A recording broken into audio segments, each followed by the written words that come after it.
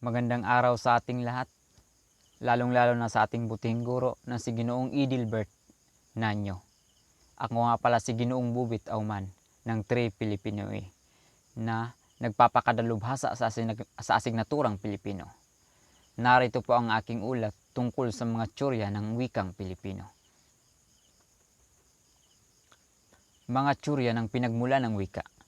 Maraming haka-haka tungkol sa pinagmula ng wika. Bukod sa dami-daming tsorya ng iba't ibang tao, hindi pa rin may paliwanag kung saan, paano at kailan talaga nagsimula ang wika. Tinatanggap ng mga dalubwika na hanggang sa ngayon ay wala pa rin katiyakan ang iba't ibang tsorya tungkol sa pinagmula nito. Isa itong palaisipang hanggang sa kasalukuyan ay hinahanapan ng patunay, subalit nanatili pa ring hiwaga o misteryo. Tsorya ang tawag sa siyentipikong pag-aaral sa iba't ibang paniniwala ng mga bagay-bagay na may mga batayan, subalit hindi pa lubusang napapatunayan. Iba't ibang pagsipat o linti ang pinanghahawakan ng iba't ibang eksperto. Ang iba ay siyentipiko ang paraan ng pagdulog, samantalang relihiyoso naman sa iba. May ilang nagkakaugnay at may ilan namang ang layo ng koneksyon sa isa't isa. Narito ang iba't ibang tsorya ng wika sa tulong ng talahanayan. Una ay ang tsoryang Tori ng Babel. Batay sa istorya ng Biblia, iisa lang ang wika noong unang panahon, kaya't walang suliranin sa pakikipagtalastasan ang tao. Naghangad ang tao na higitan ang kapangyarihan ng Diyos. Naging mapagmataas at nag-ambisyong maabot ang langit at nagtayo ng pakataas-taas na tore. Mapangahas at mayabang na ang mga tao, subalit pinatunayan ng Diyos na higit siyang makapangyarihan, kaya sa pamamagitan ng kanyang kapangyarihan, ginuho niya ang tore. Ginawang magkakaiba ang wika ng bawat isa. Hindi na magkaintindihan at naghiwa-hiwalay ayon sa wikang sinasalita. Genesis Kabanata, versikulo 11, 1:8. Sumunod ay ang bawaw. Ayon sa tsoryang ito, maaring ang wika raw ng tao ay mula sa panggagaya sa mga tunog ng kalikasan. Ang mga primitibong tao, di umano ay kulang sa mga bukabularyong magagamit. Dahil dito, ang mga bagay-bagay sa kanilang paligid ay natutunan nilang tagurian sa pamamagitan ng mga tunog na nalilikha ng mga ito. Marahil ito ay dahilan kung bakit ang tuko ay tinatawag ng tuko, dahil sa tunog na nalilikha ng nasabing insekto. Pansinin nga naman. Ang mga batang natuto pa lamang magsalita, hindi ba't nagsisimula sila sa panggagaya ng mga tunog? Kung kaya't ang tawag nila sa aso, aw-aw-aw, ay aw-aw, at ang sa pusa ay meow. Ngunit totoo ito. Bakit iba-iba ang tawag sa aso? Halimbawa, sa iba't ibang bansa, gayong ang tunog na nililikha ng aso sa Amerika man o sa China ay pareho lamang. Sumunod naman po ay ang dingdong. Kahawig ng tsoryang bawaw or bobo, nagkaroon daw ng wika ang tao ayon sa tsoryang ito sa pamamagitan ng tunog na nalilikha ng mga bagay-bagay sa paligid. Ngunit ang tsoryang ito ay hindi limitado sa mga kalikasan lamang, kundi maging sa mga bagay-bagay na likha ng tao. Ayon sa tsoryang ito, lahat ng bagay ay may sariling tunog na siyang kumakatawan sa bawat isa, at ang tunog na yon ang siyang ginagad ng mga sinaunang tao na kalaunay nagpabago at nilapatan ng mga ibang kahulugan. Tinawag din ito ni Max Muller na simbolismo ng tunog. Tsoryang popo. Unang natutong magsalita ang mga tao. Ayon sa tsoryang ito, nang hindi sinasadya ay napabulala sila. Bunga ng mga masisidhing damdamin tulad ng sakit, tuwa, sarap, kalungkutan, takot, pagkabigla at iba pa. Pansinin nga naman, ang isang Pilipinong napabulala sa sakit? Hindi ba't siya'y napapaaray, samantalang ang mga Amerikano ay napapa-outs? Anong naibubulalas natin kung tayo ay nakadarama ng tuwa, ng sarap, ng takot?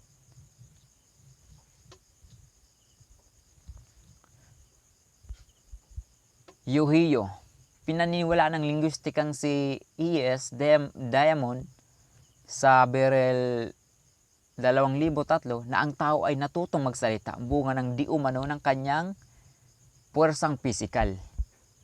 Hindi nga ba tayo'y nakakalikha rin ng tunog kapag tayo'y nag-i-exert ng puwersa? Halimbawa, anong tunog ang nililikha natin kapag tayo ay nagbubuhat ng mabibigat na bagay?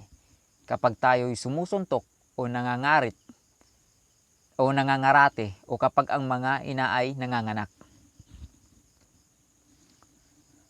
Sumunod ay tsuryang yum-yum o yam-yam. Katulad ng tsuryang tata, sinasabi rito na ang tao ay tutugon sa pamamagitan ng pagkumpas sa alinmang bagay na nangangailangan ng aksyon. Ang pagtugong ito ay isinasagawa sa pamamagitan ng bibig ayon sa posisyon ng dila, katulad halos ng tsuryang tata. Ang paliwanag ng mga proponent ng tsuryang ito sa pinagmula ng wika. Tsuryang tata. Ayon naman sa tsuryang ito, ang kumpas o galaw ng kamay ng tao na kanyang ginagawa sa bawat partikular na okasyon ay ginagaya ng dila at naging sanhi ng pagkatuto ng taong lumikha ng tunog at kalaunay nagsalita. Tinatawag itong tatana sa wikang Pranses. Ay nangangahulugang paalam o goodbye, sapagkat kapag ang isang tao nga namang nagpapaalam ay kumakampay ang kamay ng pababa at pataas, katulad ng pagbaba at pagtaas galaw ng dila kapag binibigkas ang salitang tata. Tsuryang singsong. Iminungkahi ng linguistang si Jesperson na ang wika ay nagmula sa paglalaro, pagtawa, pagbulong sa sarili, panliligaw at iba pang mga bulalas o emosyonal. Iminungkahi pa niya na taliwas sa iba pang tsurya. Ang mga unang salita ay sadyang mahaba at musical at hindi maikling bulalas na pinaniniwalaan ng marami. Tsuryang heyo. Hawig ito ng tsuryang pupo. Iminungkahi ng linguistikang si Ribis na bunga ng interpersonal na kontak ng tao sa kanyang kapwa-tao ang wika. Ayon kay Ribis, nagmula ang wika sa mga tunog na nagbabadya ng pagkakakilanlan o ako at pagkakabilang tayo. Napapabulalas din tayo bilang pagkakabadya ng takot, galit, sakit, saklulo. Tinatawag din itong tsuryang kontak. Tsuryang kuko. Ayon sa tsuryang ito, ang wika ay nagmula sa mga tunog na nalilikha ng mga sanggol. Ang mga tunog daw ng ito ang ginagaya ng mga matatanda bilang pagpapangalan sa mga bagay-bagay sa paligid.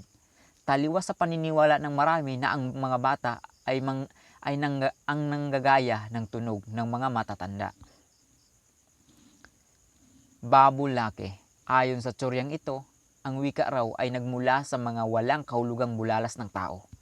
Sa pagbulalas ng tao, sinuserte lamang daw siya ng ang mga hindi sinasadya at walang kabulang tunog ng kanyang nalikha ay naiugnay sa mga bagay-bagay sa paligid na kalaunan ay naging pangalan ng mga iyon.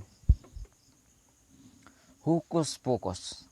Ayon kay Bore, 2003, maaaring ang pinanggalingan ng wika ay tulad ng pinanggagalingan ng mga mahikal o relihiyosong aspeto ng pamumuhay ng ating mga ninuno. Maaari raw kasing noong ay tinatawag ng mga unang tao ang mga hayop sa pamamagitan ng mga mahikal na tunog na kalaunan ay naging pangalan ng bawat hayop. Eureka. Sadyang inimbento ang wika ayon sa tsuryang ito. Maaari raw na ang sa ating mga ninuno ay may ideya ng pagtatakda ng mga arbitraryong tunog upang ipakahulugan sa mga tiyak na bagay. Nang ang mga ideyang iyon ay nalikha, mabilis na iyong kumalat sa iba pang tao at naging kalakaran sa pagpapangalan ng mga bagay-bagay. Bori 2003. Lala, mga puwersang may kinalaman sa romansa, ang salik na nagtutulak sa tao upang magsalita. Tararabum di ay, likas sa mga sinaunang tao ang ritual. Sila ay may mga ritual sa halos lahat ng gawain, tulad ng sa pakikipagdigma, pagtatanim, pag-aani, pangingisda, pagkakasal, pagpaparusa sa nagkakasala, panggagamot, maging sa pagligo o paliligo at pagluluto. Kaakibat ng mga ritual na iyon ay ang pagsasayaw, pagsigaw, at incantation o mga bulong. Ayon sa tsoryang ito, ang wika raw ng tao ay nag-ugat sa mga tunog na kanilang nililikha sa mga ritual na ito ay nakalaunay nagpapabago-bago at nilapatan ng iba't ibang kahulugan. Mama, ayon sa tsoryang ito, nagmula ang wika sa mga pinakamadaling pantig ng pinakamahalagang bagay. Pansinin nga naman ang mga bata. Sa unay hindi niya masabi ang salitang mother.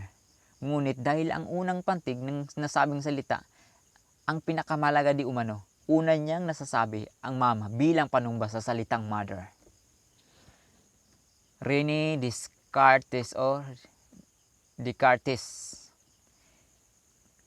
Hindi pangkaraniwang hayop ang tao, kung kaya't likas sa kanya ang gumamit ng wika na naaangkop sa kanyang kalikasan bilang tao.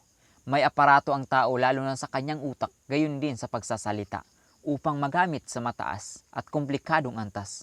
Ang wikang kailangan niya hindi lamang para mabuhay, bagkus magampanan ang iba't ibang tungkulin nito sa kanyang buhay. Plato. Nalikha ang wika bunga ng pangangailangan. Necessity is the mother of all invention. Sa paniniwalang ito, gaya ng damit, tirahan at pagkain, pangunahing pangangailangan din ng tao ang wika, kung kaya't naimbento ito ng tao. Jose Rizal. Kung lahat ng likas na bagay galing sa puong may kapal, bakit hindi ang wika? Naniniwala ang pambansang bayani na kaloob ito at regalo ng Diyos ang wika sa tao. Charles Darwin. Nakikipagsapalaran ang tao kung kaya't nabuo ang wika. Survival of the fittest, elimination of the weakest. Ito ang simpleng batas ni Darwin. Upang mabuhay ang tao, kailangan niya ng wika. Ito ay nakasaad sa aklat na Lieberman 1975 na may pamagat na On the Origin of Language. Sinasaad dito na ang pakikipagsapalaran ng tao para mabuhay ang nagtuturo sa kanya upang makalikha ng iba't ibang wika. Wikang Aramean or Aramen. May paniniwalang ang kauna-unahang wikang ginamit sa daigdig ay ang lingwahe ng mga Aramean. Sila ang mga sinaunang taong naninirahan sa Syria o Aram at ang Mesopotamia. Tinatawag na Aramic ang kanilang wika. Haring Samaticos. Sinabi sa paniniwalang ito na bilang hari ng Ehipto, gumawa ng isang eksperimento si Samaticos kung paano nga ba nakapagsasalita ang tao. May 2 sanggol siyang pinalaki sa loob ng kuweba at mahigpit na pinag-utos na hindi ito dapat makarinig ng anumang salita. Sa tagal ng panahon, nakapagsalita raw ng because. Ang 2 bata na ang ibig sabihin ay tinapay. Sa maikling sabi, likas na natutunan ng tao ang wika, kaya't hindi ito ang pinanghahawakan ng mga tsoryang ito. Alin sa mga tsoryang ito ang wasto? Hindi natin matutukoy. Kaya nga tsorya ang tawag sa mga ito. Haka-haka lamang na mahirap patunayan at husgahan. Ang pagpipilit na ang isa ang tama ay tiyak na hantong lamang sa walang hanggang pagtatalo. Bawat tsorya ay may sari-sariling kalakasan at kahinaan na maaaring batayan upang ating paniniwalaan o di kaya'y tanggihan. Magkagayon man, mahalaga ang bawat isa sa pagtalakay sa pinagmulan ng wika. Maraming salamat po sa inyong pakikinig. At sa muli ako pa nga, magandang araw po.